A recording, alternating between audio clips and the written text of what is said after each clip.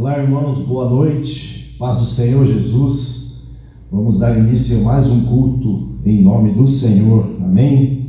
Hoje a palavra que Deus me deu foi em Salmos 140, o versículo número 6, 7 e 8. Diz assim a palavra do Senhor: Eu disse ao Senhor, Tu és o meu Deus, dá ouvidos, ó Senhor, à voz das minhas súplicas. Ó Senhor, meu Deus, meu forte libertador, Tu cobriste a minha cabeça no dia da batalha. Não concedas, ó Senhor, aos ímpios os seus desejos. Não deixes ir por diante o seu mau propósito. Amém? Dias difíceis, irmãos. Dias complicados para todos nós. Mas a nossa força vem dos céus, a nossa força vem do Senhor, ou deveria. Se você por algum motivo está passando por uma dificuldade, saiba que ela pode ser amenizada ou ela pode ser maior do que ela é. Se você segue a Deus, se você acredita em Jesus, entrega a Ele e tudo será melhor a partir do momento que isso você fizer. Às vezes nós não entendemos o agir de Deus em nossas vidas, o mover do Senhor na nossa vida e nas coisas do dia a dia nosso. Mas eu posso garantir a você, como testemunho vivo da palavra do Senhor, que Deus é poderoso e Ele pode mudar e pode socorrer você no momento em que você mais precisa, pode mover as águas e dar a você o milagre, a salvação, pode dar a você aquilo que você busca no dia a dia, entendeu? De uma forma mais fácil, mais branda, melhor e no final mais gostoso, porque você sabe que você pôde contar com Deus no momento que você mais precisou. Esta é a mensagem, irmãos, que nós estamos abrindo o culto de hoje, para que você entenda aí do outro lado, que mesmo o pregador, aqui, distante de você, Jesus está próximo de você, perto de você, próximo da sua casa, dentro da sua casa. Os anjos estão acampados ao redor de todos nós, porque nós estamos falando numa rede no nome de Jesus. E Ele está acompanhando e nós estamos glorificando e nós não estamos unidos em palavra, mas sim em coração e em propósito, e isso é que importa. Tenha um abençoado culto. Vamos orar.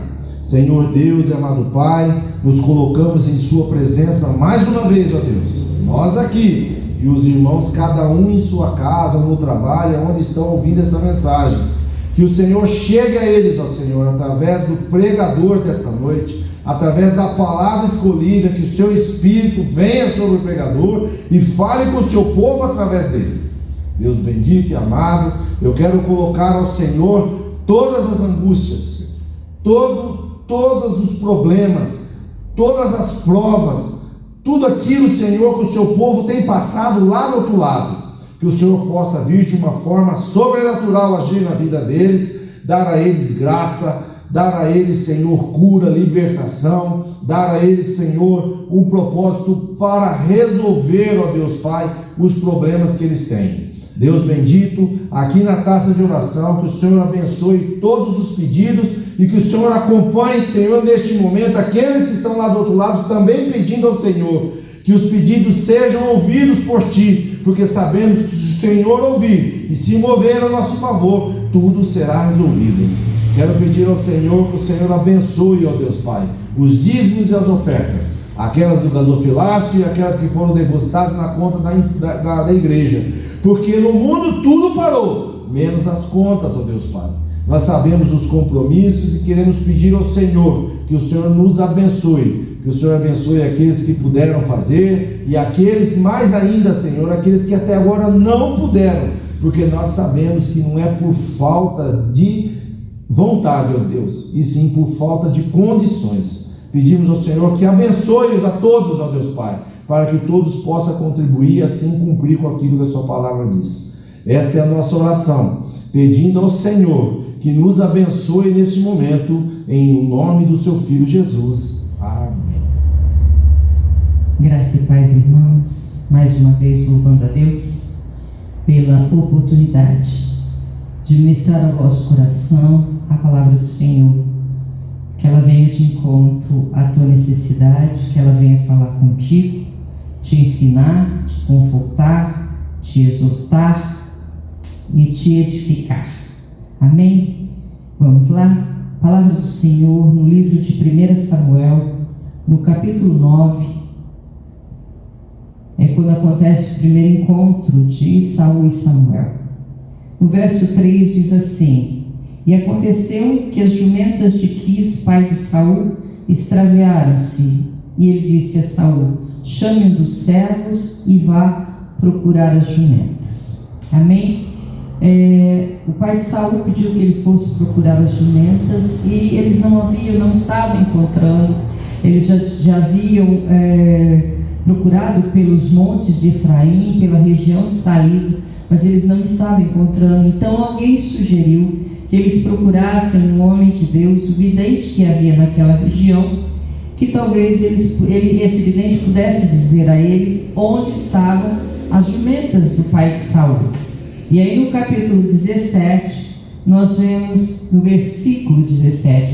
capítulo 9, no versículo 17, vem dizendo assim: Quando Samuel, que era o vidente, viu Saul, o Senhor lhe disse: Este é o homem de quem lhe falei, ele governará o meu povo. Ou seja, Saul estava sendo escolhido por Deus para ser o rei de Israel, porque o povo havia pedido um rei. E o Senhor disse a Samuel que desse um rei ao povo. E Saul foi o primeiro rei escolhido pelo Senhor. E Saul aproximou-se de Samuel, no versículo 18. Na entrada da cidade, ele perguntou: Por favor, pode me dizer onde é a casa do vidente? Respondeu Samuel: Eu sou o vidente. Vá na minha frente para o altar, pois hoje você comerá comigo. Amanhã cedo eu lhe contarei tudo o que você quer saber e o deixarei ir. Quanto às jumentas que você perdeu há 3 dias, não se preocupe com elas, já foram encontradas. E a quem pertencerá tudo que é precioso em Israel, senão a você e a toda a família do seu pai? No versículo 21, Saul respondeu: Acaso não sou eu um benjamita, da menor das tribos de Israel, e não é o meu clã o mais insignificante de todos os clãs da tribo de Benjamim? Por que então estás a me dizer tudo isso? Bom, Saul perdeu as jumentas, ele saiu procurando as jumentas, e na verdade ele encontrou o destino dele. Ele não encontrou as jumentas, mas ele encontrou o destino dele em Deus, porque quando ele se encontrou com Samuel, Samuel lhe revelou qual era o propósito de Deus na vida dele.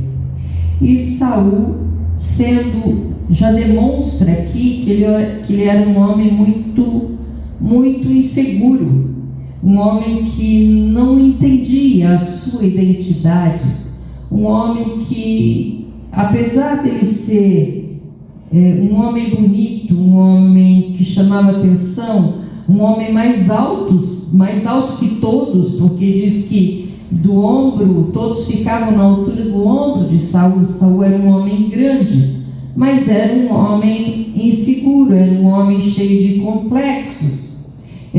O fato dele se destacar dos demais em altura não fazia diferença para ele. Ele era um homem sem uma expressão social. E provavelmente ele era um ajudante do pai dele. O pai dele era um homem rico, um homem que tinha jumentas, um homem que tinha gado, mas Saul mesmo assim era inseguro quanto à sua identidade. Mas quando Deus entra na vida de um homem, coisas extraordinárias acontecem. Deus dá uma guinada na vida do povo. E ainda que Saul não conseguisse entender o que Deus estava falando, não conseguisse entender porque Deus o havia escolhido, ele se sentia pequeno, ele se sentia nada.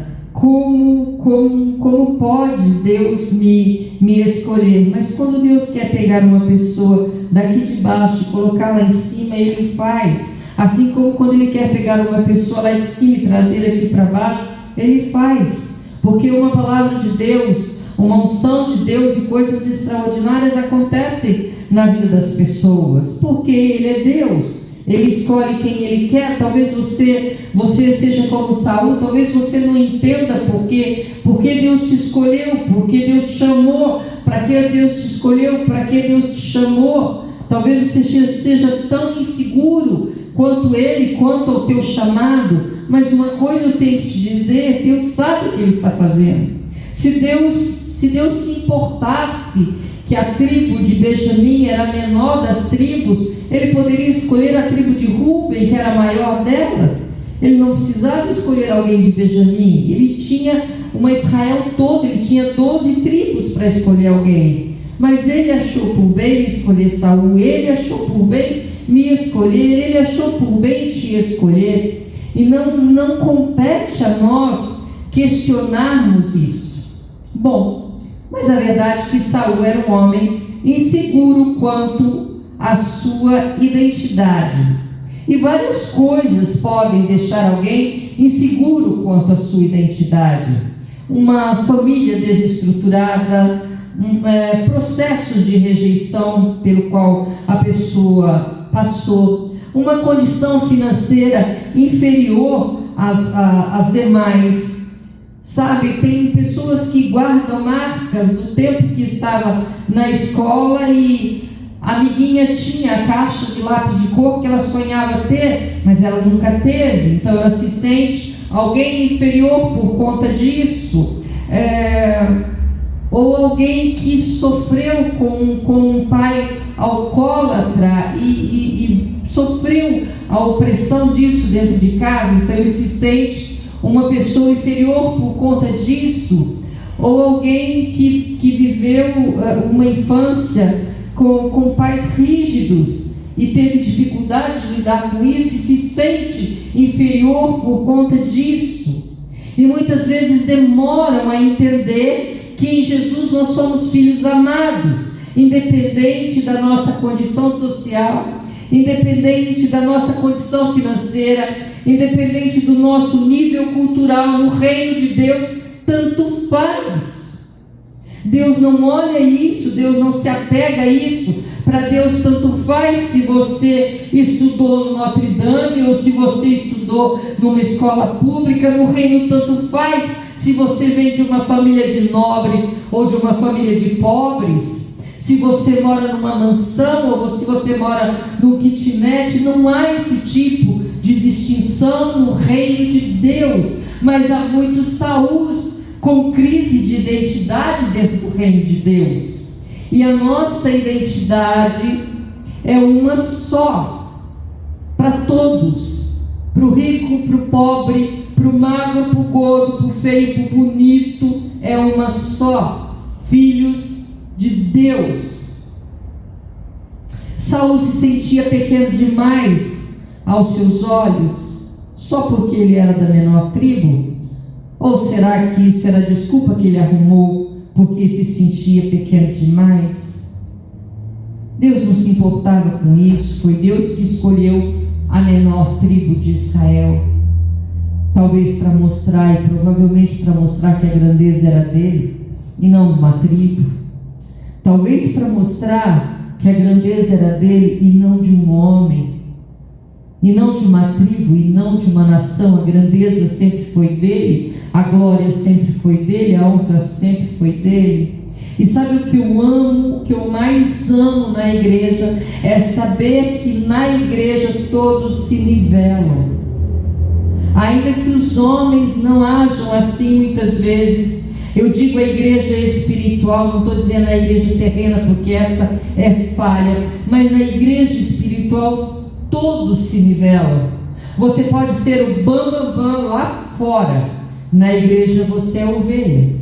Você pode ser a mais humilde das pessoas lá fora, na igreja você é ovelha. E no reino você é filho, e nada vai mudar essa tua condição. No reino espiritual, na igreja espiritual é assim.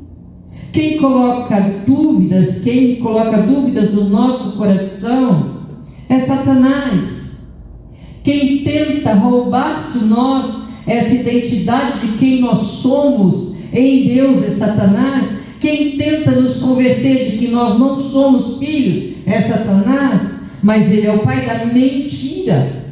A verdade na nossa vida é aquilo que Deus diz. Então nós não precisamos nos envergonhar, nós não precisamos nos esconder, nós não precisamos nos sentir menor do que qualquer outro. Se foi Deus que te escolheu, se foi Deus que te ungiu, você é o que Deus diz que você é. Então assuma a tua posição, a posição que Deus te deu, o destino, o propósito que Ele traçou para você. Saul perdeu jumentas para encontrar destino. Eu não sei o que Deus teve que tirar de você, o que você teve que perder para você encontrar o teu destino em Deus, para Deus poder revelar para você qual o propósito dele na tua vida, que posição ele tem. Mas é importante que você assuma essa posição e não fique se sentindo incapaz. Você é primeiramente filho, deixe isso bem certo no teu coração. Você é filho de Deus, e segundo, você é ungido de Deus para uma obra. Você não precisa correr atrás de nada, porque é Deus que faz chegar até você. Saul, ele só foi atrás de Samuel porque ele havia perdido as jumentas. Mas se for preciso perder alguma coisa para achar o propósito, se for preciso Deus tirar alguma coisa de você para que você ache o propósito de Deus na tua vida, deixe Ele fazer. Deixe Ele fazer. Saul, ele assume, apesar de toda a resistência dele, apesar de toda insegurança dele, ele assume o seu destino na nação de Israel. E ele assume de tal forma, e Saul começou bem com Deus. Saul ia ao altar de Deus no monte orar. Saul andava com os profetas e profetizava no meio deles. Saul se esforçou por cumprir o chamado dele em Deus. E as pessoas não davam muito crédito para Saul. Talvez a própria insegurança de Saul fosse sentida pelas demais pessoas na nação, e questionavam se Saul realmente era o rei, se realmente Saul deveria liderar sobre eles. Existia isso no meio de Israel.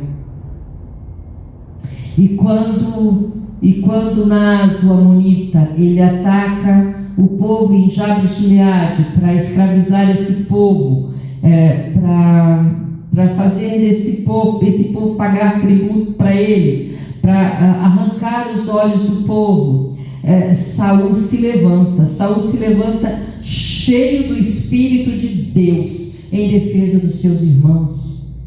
Saul se levanta, vai ao combate, vence os amonitas, que era uma coisa praticamente impossível para os homens de Jabes-Gileade se não fosse Saul entrar em defesa deles. E assim Saul confirma o seu reinado. E as pessoas começaram a dizer assim: então realmente Saul é o rei, então realmente Saul é o nosso líder, então realmente Saul é capaz de nos defender, então realmente Saul é capaz de cuidar de nós. Bom, deixa eu te dizer uma coisa: quem confirma o teu ministério é Deus, quem confirma o teu chamado é Deus, quem confirma o teu propósito é Deus. Você não precisa se preocupar de provar nada para ninguém, é Deus que vai provar.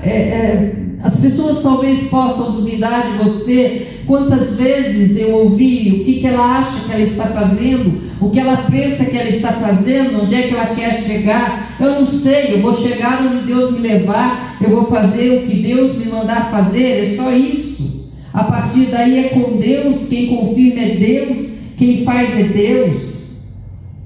Muitas vezes eu me senti incapaz, como Saul sentiu. Muitas vezes você pode ter se sentido incapaz, como Saul se sentiu incapaz. Mas não é você, é o Espírito do Senhor. Porque quando Deus quis confirmar o reinado de Saul, Ele encheu Saul do Espírito Santo e deu capacidade àquele homem e seu exército de enfrentar Naás e prevalecer sobre eles. Então, se quiserem duvidar, deixe que duvidem. Se quiserem comentar, deixe que comentem. Guarda a tua posição em Deus. Tudo o que você precisa é manter a sua posição em Deus. Nós vemos que Saul, ele teve que primeiro vencer ele mesmo, né? Porque lhe faltava confiança. Segundo, ele teve que vencer o povo, ele teve que lutar com o povo para conseguir a aprovação do povo. E terceiro, ele teve que lutar com o espiritual, porque ele precisava a aprovação de Deus. E Saul ia bem, ele estava indo bem, ele estava combatendo o povo, ele conquistava vitórias, mas em certa ocasião, no trajeto de Saul, na caminhada dele, ele se perdeu, ele foi vencido pelo medo. Foi aquele momento que seria a prova da falta de confiança. A falta de confiança e segurança dele foi colocada à prova e ele se desesperou. Ele aguardava por Samuel para oferecer os sacrifícios para que eles fossem em batalha. E Samuel se demorou por um tempo mais do que havia sido combinado. E Saul se desesperou, porque os seus homens começaram a se dispersar, e ele botou os pés pela mão. Ele foi além da sua competência espiritual, e ele se pôs a oferecer holocaustos, que era competência sacerdotal, era a função do sacerdote. Samuel deveria oferecer holocaustos, Samuel era o sacerdote. Ao rei a competência era outra. Então o que nós precisamos entender é que tanto no nível terreno quanto no nível espiritual existe uma medida de Deus, existe um limite, existe uma competência, e fora da medida que Deus te deu, fora da competência que Deus te deu, existe risco. Você não pode ficar aquém daquilo que Deus te deu, daquilo que é a posição que Deus te deu, e nem ir além. Você não é superior e você não é inferior a ninguém, mas dentro da tua competência que você deve agir. E isso não é só na igreja. Na igreja é assim: se você é diácono, exerça o diaconato, porque o pastoreio pertence ao pastor.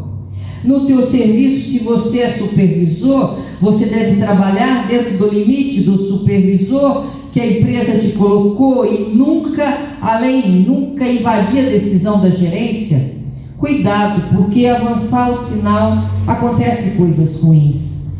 E Saul errou em avançar o sinal. Ele errou, e isso fez com que ele perdesse o reinado dele, porque ele desobedeceu o Senhor. Então cuidado, muito cuidado com os limites que a vida nos impõe.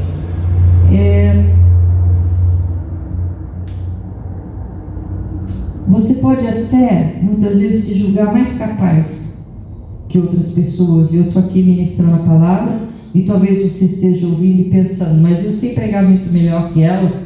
E eu não duvido, e glória a Deus por isso, que você pode fazer muito melhor que eu, mas no momento essa competência é minha, e se você ultrapassar, Deus não vai aceitar. É isso que nós precisamos entender, que você, mesmo você sendo mais capaz, você tem que respeitar a posição do outro, e que você tem que andar dentro dos seus limites, e que nunca você deve se exaltar. Eu me lembro que quando quando Salomão assumiu o reino, quando Davi estava próximo à sua morte, e ele foi passar o reino para Salomão. Ele chamou Salomão e disse: Salomão, tome muito cuidado com Simei, porque esse homem me fez muito mal. Esse homem, quando eu fugia de Absalão, ele foi do meu encontro no caminho, começou a tirar pedras em mim e fazer acusações, mas eu o perdoei. Mas você tome muito cuidado com ele, meu filho, porque se você permitir, ele lhe rouba o reino. E Salomão pôs um limite, ouvindo o conselho do seu pai. Salomão pôs um limite a Simei. Salomão disse: o teu limite é a cidade de Jerusalém. O dia que você sair dessa cidade, eu mando te matar. Então você não pode sair da cidade de Jerusalém. Simei teve o limite dele diminuído. Muitas vezes nós podemos ter o nosso limite ampliado por Deus. Quando nós fazemos as coisas certas, quando nós andamos no caminho do Senhor, o Senhor amplia o nosso limite, o Senhor amplia as nossas tendas. Mas quando nós desagradamos, quando nós erramos, nós podemos ter o nosso limite diminuído. E Simei teve o limite dele diminuído por conta disso.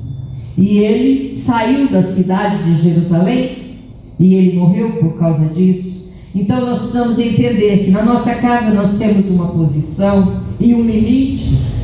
O marido, ele tem um limite de cuidar, de decisão. A decisão é dele, esse é o limite dele, é ele que é o cabeça, é ele que manda, é ele que decide. E as esposas e filhos o acompanham. Se os filhos quiserem mandar no lugar do pai, vira bagunça. Se a mulher quiser ir além da competência dela de esposa, que é ajudar, e assumir a posição de tomar decisões no lugar do marido, como se ela fosse o cabeça, não vai funcionar também, porque ela vai virar uma Jezabel, dominando a carne. O marido tem seu papel, que é o cabeça, que toma decisões, e a palavra final é dele. E a esposa é sua ajudadora. No trabalho você tem um cargo, uma posição, um limite. Na igreja da mesma forma. Eu já vi funcionário mandando mais que patrão. Assim como eu já vi ovelha passando por cima de pastor. Assim como eu já vi pastores amedrontados, ou chefes amedrontados, ou maridos amedrontados, deixando outros invadir os seus limites. Eu já vi marido com medo da esposa, deixando a esposa assumir o papel que é dele. Eu já vi pastor com medo de perder a ovelha, deixando a ovelha decidir por ele, decidir assuntos da igreja. Mas eu aprendo com Samar, que tinha um campo de lentilhas, e ele disse assim: esse campo é meu, esse campo é meu, esse limite é meu, ninguém me tira ele. E eu aprendo assim, e assim eu tenho procurado agir na minha vida. Esse limite é meu, você não vai entrar no meu limite, porque eu não vou permitir. E eu também não vou invadir o teu limite, porque eu entendo onde é o meu limite e onde é o teu limite. E Saul foi reprovado pelo Senhor quando ele ultrapassou o limite de rei e entrou e avançou no limite do sacerdote. A mesma coisa aconteceu com Josias quando ele decidiu oferecer incenso. Ele ia bem, ele ia muito bem, mas quando ele ultrapassou o limite de rei e quis oferecer incenso, que era incumbência, que era o limite dos sacerdotes, ele ficou leproso. E aconteceu com Saul. E o que aconteceu com Saul? Bom, quando Samuel chegou, ele disse a Saul: você agiu como um tolo, você desobedeceu o mandamento. Ele disse: não, mas eu ofereci holocaustos. Isso é coisa de tolo, porque não compete a você oferecer holocaustos. O Senhor se compraz muito mais com obediência. Agradável ao Senhor é a obediência, muito mais que o holocausto, muito mais do que a gordura de carneiros. O que realmente agrada o Senhor é a obediência. Saul, na verdade, ele não soube lidar com aquilo que Deus lhe deu. E infelizmente nós vemos muitas pessoas que não sabem lidar com aquilo que recebeu de Deus. A princípio, Saul era inseguro, mas depois, quando Saul perdeu a unção, diz aqui a palavra do Senhor, em 1 Samuel 15:12. De madrugada, Samuel foi ao encontro de Saul, mas lhe disseram: Saul foi para o Carmelo, onde ergueu um monumento em sua própria honra. Quando alguém decide tomar para si a honra que é de Deus, esse homem não era nada. Deus o fez rei e ele quis tomar a honra para si.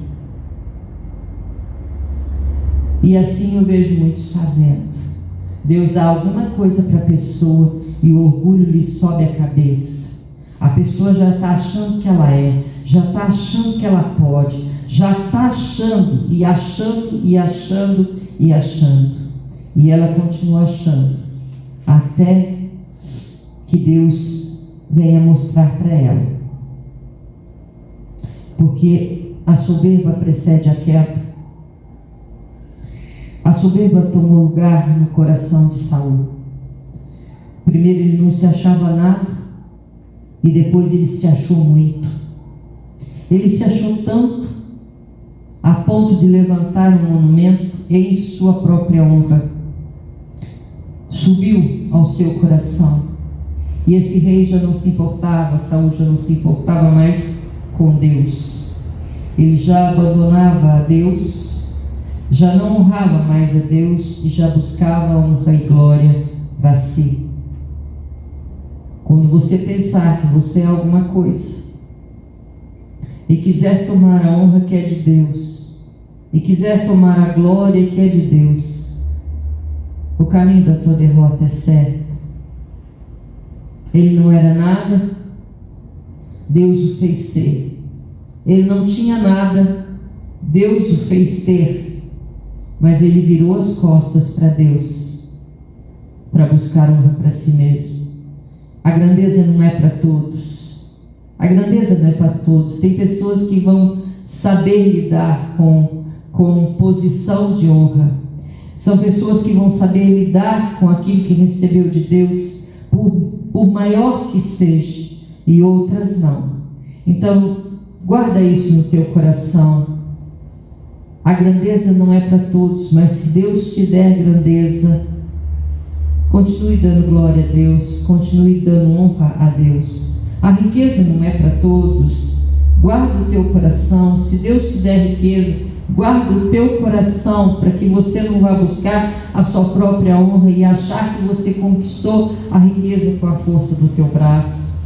Guarda essa palavra no teu coração, para que Deus possa te fazer grande, para que Deus possa te fazer rico, e para que você não se perca nas coisas que Deus tem para te dar, e nem se iluda com as sugestões de Satanás ao teu coração. Antes, guarde a palavra de Deus no teu coração, para que você não peque contra Ele. Guarde a palavra de Deus no teu coração. A honra pertence a Deus, a glória pertence a Deus, o louvor pertence a Deus. Então entrega a Deus aquilo que é dele por direito, e viva dentro dos limites, para que Deus possa te fazer grande, para que Deus possa te fazer próspero, e para que você não se perca nesse caminho. Eu deixo essa palavra ao teu coração nessa noite, em nome de Jesus. Amém.